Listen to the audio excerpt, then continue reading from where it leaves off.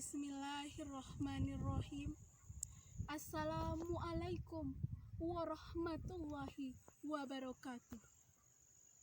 Alhamdulillah, segala puji dan syukur hanyalah milik Allah Subhanahu wa Ta'ala yang telah melimpahkan rahmat dan karunia-Nya kepada kita bersama, sehingga pada kesempatan yang berbahagia ini kita masih diberikan nikmat kesehatan walaupun bumi sekarang lagi pandemi.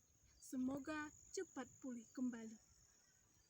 Selawat berangkaikan salam, marilah sama-sama kita ucapkan kepada baginda Rasulullah kita, yakninya Nabi Muhammad Sallallahu Alaihi Wasallam, yang telah membawa umat manusia dari zaman kegelapan hingga zaman yang berpengetahuan seperti yang kita rasakan pada saat sekarang ini. Yang terhormat kepada Bapak Profesor Ganefri selaku Rektor Universitas Negeri Padang. Yang terhormat kepada Bapak Dr. Junaidi Indrawadi selaku Ketua Pusat Kajian Pancasila di Universitas Negeri Padang. Kepada Dewan Juri, kepada panitia, dan teman-teman yang ikut berpartisipasi dalam menyukseskan program ini. Dan yang teristimewa kepada hadirin bangsa dan negara, kepada teman-teman yang menyaksikan video ini. Pada kesempatan kali ini, baiklah, saya tidak akan memperpanjang kata maupun mukadimah. Dalam rangka berkompetensi, saya akan menyampaikan pidato saya tentang gerakan revolusi mental. Pada kesempatan kali ini, mari kita ingat kembali jasa para pahlawan kita yang terdahulu. Begitu banyak, dan salah satu nikmat yang dapat kita rasakan pada saat sekarang ini adalah nikmat kemerdekaan. Begitu nikmatnya merdeka di tanah sendiri. Tanpa kemerdekaan, kita tidak akan bebas. Mungkin sekarang kita telah melawan penjajah. Kita tidak akan bisa hidup tenang. Namun, apa kontribusi pemuda zaman sekarang? Kita sebagai generasi muda, bahwa Soekarno pernah mengatakan bahwa 10 orang pemuda akan bisa mengguncangkan dunia. Maka renungkanlah dari perkataan tokoh-tokoh nasional kita. Berikan kontribusi terhadap negara kita. Karena tanpa tangan pemuda, Indonesia tidak akan bisa maju dan tidak akan bisa lebih baik, karena maju tidaknya suatu negara tergantung pada tangan pemudanya. Oleh sebab itu, marilah kita bersama-sama untuk meningkatkan rasa cinta kita kepada tanah air kita, membela negara kita, itu dengan menempuh pendidikan yang setinggi-tingginya, membentuk karakter, membentuk moral bangsa. Karena tanpa moral, tanpa ditanamkannya moral sejak dini, maka karakter anak bangsa tidak akan menjadi baik. Seperti kenyataan yang kita lihat pada saat ini. Bagaimana dengan karakter anak bangsa, bahwa banyak terjadi kekerasan, narkoba, minum-minuman keras, pergaulan bebas, bahkan banyak juga yang melakukan hal-hal yang anarkis. Itu disebabkan karena kurangnya penanaman karakter bangsa di dalam diri seseorang.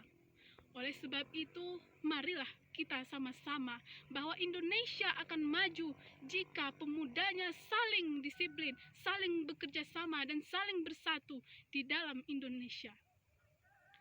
Hadirin yang berbahagia, bahwa kita hidup di era globalisasi, di mana industri 4.0 atau yang dikenal juga dengan 4.0, kita harus bisa menjadi generasi yang canggih, di mana robotika, elektronika, dan teknologi teknologi lainnya menjadi cakupan bagi masyarakat industri 4.0.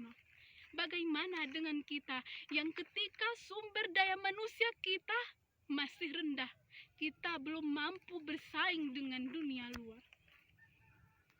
Hadirin yang berbahagia, para generasi muda yang saya banggakan, mari kita bangkit, karena revolusi kita belum selesai. Kita masih punya tujuan dan tekad untuk memajukan negara Indonesia. Sebagaimana dalam sejarah, pada tahun 1945 bertepatan dengan tanggal 6 dan 9 Agustus, di mana kota Hiroshima dan Nagasaki dibom oleh sekutu. Kota tersebut merupakan kota yang paling kuat di Jepang. Namun, karena berkat kedisiplinan mereka, kerja keras mereka, semangat pantang menyerah dan tangguh, mereka bisa mempersatukan kembali dalam jangka waktu 2 tahun. Sementara kita rakyat Indonesia, bangsa Indonesia, telah merdeka selama 73 tahun. Apakah sudah ada perubahan yang kita bawa, yang kita ciptakan untuk negara kita sendiri? Mari kita mengingat kembali generasi muda bahwa Indonesia berada di tangan pemuda. Begitu banyak perjuangan bangsa yang perlu kita ketahui untuk negara kita. Hadirin yang berbahagia, namun selain peran para pemuda, upaya pemerintah juga sangat menentukan dari revolusi mental ini. Karena tanpa adanya penggerak dari pemerintah, kami sebagai para pemuda juga tidak akan bisa untuk menjadi lebih baik ketika pemerintah saja tidak berubah menjadi baik. Sehingga antara pemerintah dengan generasi muda ada saling kerjasama, keterkaitan untuk mewujudkan revolusi mental. Revolusi mental berarti kita harus berubah ke arah yang lebih baik lagi. Kita sebagai generasi muda, jangan hanya kita sebagai penonton di negara kita, sementara orang asing sudah berkreasi di negara kita. Bahkan mereka sudah banyak mendirikan bisnis-bisnis dan lain sebagainya, sementara kita hanya menjadi pekerja. Seharusnya kita harus bisa menciptakan lapangan kerja yang lebih bisa inovatif dan kreatif di negara kita sendiri, teman-teman. Untuk mewujudkan itu, tentu kita harus menempuh sekali lagi pendidikan, karena dengan pendidikan kita akan berpengalaman, kita akan menjadi lebih baik lagi ke depannya. Sehingga dengan demikian, dapatlah dikatakan bahwa insya Allah ketika para pemuda bersatu, ketika tidak ada perselisihan antara pemuda Indonesia, maka akan menjadi lebih baik lagi. Pada kesempatan yang berbahagia ini, dapatlah kita ambil kesimpulan dari isi pidato saya tadi. Yang pertama, kita harus menjadi bangsa yang tangguh, yang memiliki karakter dan memiliki pendidikan. Yang kedua, kita harus memiliki sifat yang integritas, jujur, dan memiliki mutu.